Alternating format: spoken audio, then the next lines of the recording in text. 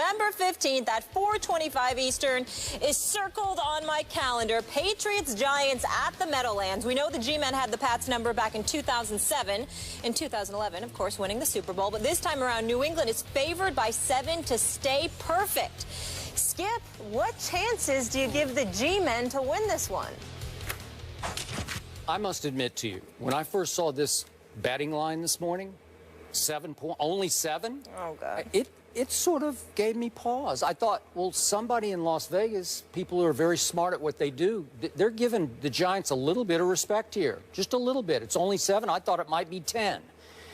And I will be the first to admit to you, Eli Manning against the Patriots scares me to death. I'm not kidding. I'm not faking. I'm telling you from my heart, he scares me to death. Eli Manning versus New England has nuclear capability. You want to know why? He is descended from, as you always say, NFL royalty. Son of Archie, little brother of Peyton. And Eli Manning grew up around pro football thinking he was really great at what he was about to do because his father was really good and his big brother is really good, and he should be really good. He's 6'5", he's got all the talent in the world, and he is the weirdest quarterback in the history of this league. I never know what to make of him. You say Jay Cutler is emotionless and hard to read, and what's your other word, apathetic or whatever. Half the time I think Eli's Jay Cutler, except Eli he's Jay Cutler with 2 of the most unlikely and lucky playoff runs in the history of this league. Both of them resulting in Super Bowl wins, lucky Super Bowl wins over my New England Patriots, my Tom Brady Patriots.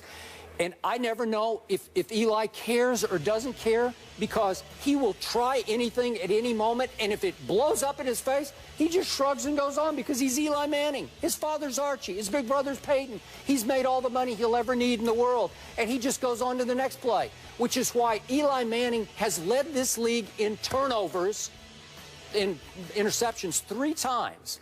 And my favorite stat, would you believe that since the start of 2007, listen to this, Jay Cutler is 2nd in the NFL in turnovers since the start of 2007. Guess who leads in turnovers since 07, the start of 07? Eli, by far. He has 181 turnovers to Jay Cutler's 2nd place, 161. That's Eli Manning. When you least expect it, he will just blow up, and then he'll blow up on you.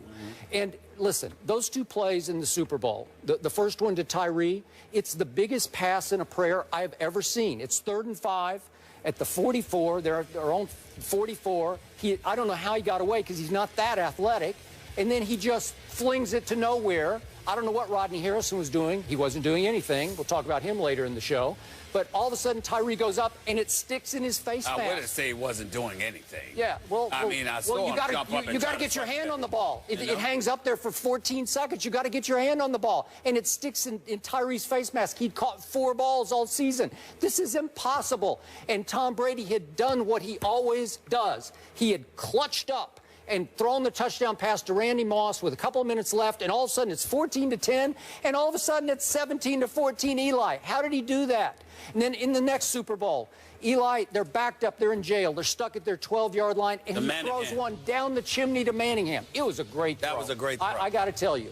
But it followed on the heels of the unluckiest throw in Tom Brady's career, because I'm getting ahead of our video here, but just before that, Brady had Wes Welker right down the seam, just wide open. Just lead him a little bit. Just lead him just a little bit, Tom. Hit him in stride. It's going to be a touchdown, and the game's going to be out of reach. But no, he threw it a little behind him. Tom Brady made a bad throw. I said this. I said it at the time. I thought it was a bad throw. I don't recall, That's just me. I'm touched. Okay. That was a moment for me. I said it the next day. A lot of people said Welker dropped the ball. I thought it was a very difficult, because you're going to make Wes Welker, who's not your typical deep threat wide receiver, flip in the air and try to catch the ball over the wrong shoulder. He just made a bad throw. But if he makes a good throw, we're having a different conversation right now. Eli Manning, turnover machine. But Eli Manning made 2 Super Bowl runs that put him on the national map. So will he be afraid of this moment? No. He'll go out there and do what he does. I think that you're a bit too hard on Eli Manning. I can understand the bitterness. It makes total sense because it robbed your boy Tom Brady of not one, but two Super Bowls. And so you haven't gotten over that. You're still lamenting those experiences, the emotions that come with it. You're a bit depressed. You haven't recovered, typically so. I haven't. It's about 8 years ago, one of them, and 4 the other one. But I would say I think it was yesterday. It feels like. I'm looking at Eli's numbers right now. He did lead the league in interception 3 times. Skip. In 2007, it was 20. In 2010, it was 25. Yep. In 2013, it was 27. 27. 27. So that year he had 18 touchdowns to 27 interceptions. Is it? No. It says here. I'm just. Okay. I'm just. Okay. Looking at, no, I was just wondering because that was the year they won the Super Bowl. That's right. It was the year they won the Super Bowl, but he had 20 interceptions. Wow. He had 20 interceptions. What I'm saying to you, Skip, is this. When you look at these numbers, what you're missing is in between. After the 20 interceptions, 10 and 14 over the next 2 years. After the 25 interceptions, just 16 and 15 the next 2 years. After the 27 interceptions, 14 last year, and thus far he only has 6. All I'm trying to say to you is that Eli Manning is a 2-time Super Bowl champion for a reason, and you need to respect that. Then you look at a Reuben Randall. You look at an Odell Beckham Jr.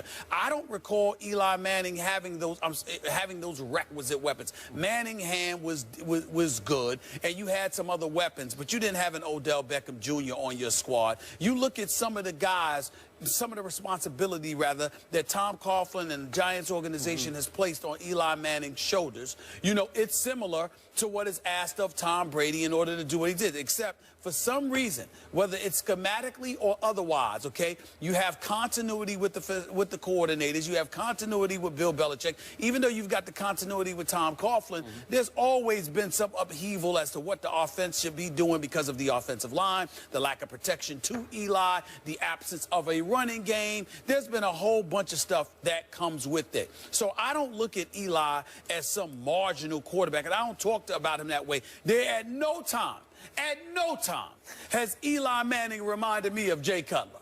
At no time has that happened. Well, it's more, you know, I don't know if it's Gomer Pyle or what was the character's name for the 50s? The aw shucks kind of guy from the Andy Griffith days. I keep trying to remember. I think that's who Eli Manning reminds me of to some extent. Okay, I'll buy that. The aw shucks kind of guy or whatever. But he didn't seem indifferent. He didn't seem apathetic. He's just always somebody that, you know, his actions weigh heavily on him. He actually cares a lot about what he's doing. And as a result, when he messes up, you can see it in him. You don't. It's not like I don't see a guy. I've never looked at Eli and felt like he didn't care. No. I don't think it bothers him a bit to throw an interception. I just don't. Oh yeah, that's not. Because he's Eli Manning. Well, listen, that's not the He'll Eli be just fine. He's not going to lose his job. That's not the Eli I see, and I don't think it's the Eli Molly see. No. I think it's the Eli you see because you're trying to knock him because he beat your boy. It's 2-on-1 again. I knew it. I knew it. It's okay. It's 2-on-1. I appreciate the help, but I don't need it. Let me be very, very clear. You haven't gotten over the fact that your boy lost 2 Super Bowls to Eli Manning. Okay, so I'm looking at the QBRs for Eli Manning every full season since 07. Okay. I don't even see one over 66. It's on scale of 0 to 100. That's how wildly inconsistent he can be. In the 50s, you told me that was average. Okay. So what's the 60s? Okay, 60. It's right? It's just okay. It's rated right now is at 7. But here's the point. On 2 Super Bowl runs to 2 Super Bowl championships, he had a QBR for those games in that postseason of 73 and 73. Well, that's extraordinary, man. I mean, that's just, and remember, the first one was all on the road. He goes on the road, and then he beat Aaron Rodgers at Lambeau. How could you do that? So you know how Aaron you can do that when you have talent and you care. Jay Cutler has talent, but he doesn't care. Go ahead. Timeout, point of order.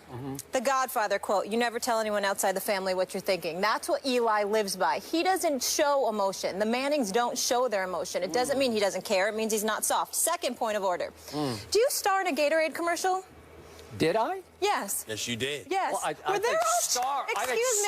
We're all champions. Excuse me. We're all champions cast in that. Do you think Eli doing his rings? Do you think they said, let's cast the weirdest quarterback in the league, or let's get champions for this commercial for Gatorade? They were torturing me to put me just after Eli. Just a couple of frames after Eli. I had to watch him do this to the camera with 2 rings, and then I have to say it. They cast him because he's a champion. Yeah. That's right. Respect there the you man. go. Yeah. You probably asked to be a part of that Gatorade commercial because of Eli. I did not. That might have been the reason. It was a setup. That might have been the reason. Yeah. I don't think it was a setup. They didn't call Tony I think it was a Romo. setup. They called By the way, Eli. it's a great Remember commercial. that. It is a great commercial. Thank you. Proud of you, bro. Rex Ryan isn't pulling any punches versus the Jets this weekend. The guys will react after the break. Good old Rex being Rex. More First Take in a minute.